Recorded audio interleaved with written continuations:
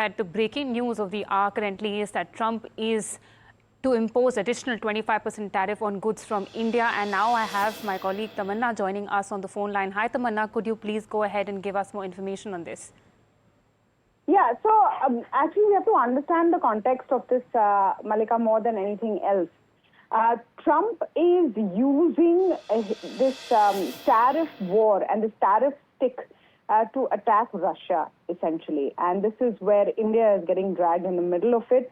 He has reiterated lies and untruths on calling India the tariff king and high extent of tariffs.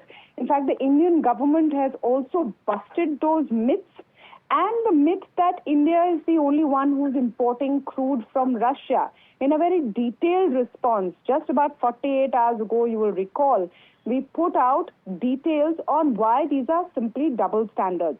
The amount of fuel and LNG that the European Union imports from Russia has been overlooked. America's own imports from Russia on various minerals, etc., have been overlooked. In fact, a question was asked to U.S. President Trump on this, that what about America's imports from Russia? And he says, oh, I have to get back to you on that.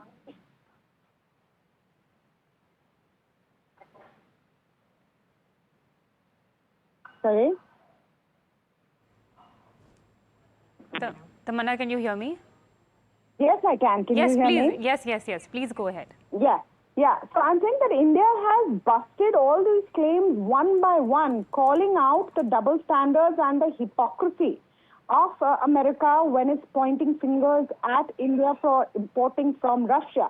What about all of the items that America imports from Russia? In fact, a question was posed to U.S. President Trump on this by an Indian journalist, to which he had no answer. He said, I don't know about this. Let me get back to you on it. Now, instead of getting back to the question on what America imports from Russia, he's gone ahead and slapped these additional tariffs of 25%. What's becoming clear over here is that President Trump seems to be infuriated by the fact that India is not kowtowing to this bullying like a lot of other nations may have.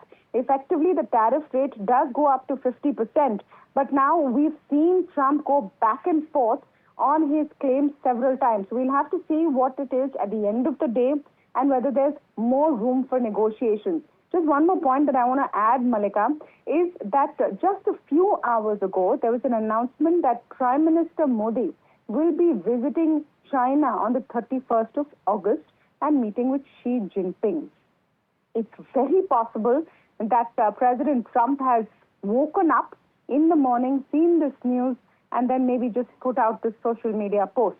So we have to see how this all pairs out. I'll just wrap up this comment with one last point of what Nikki Haley tweeted out and posted just about 12 hours ago, where she urged President Trump that even if you're upset about high tariffs, etc., which by the way is not the truth, just look at how you are behaving with India and China. China has been given a 90-day pause on tariffs while negotiations continue.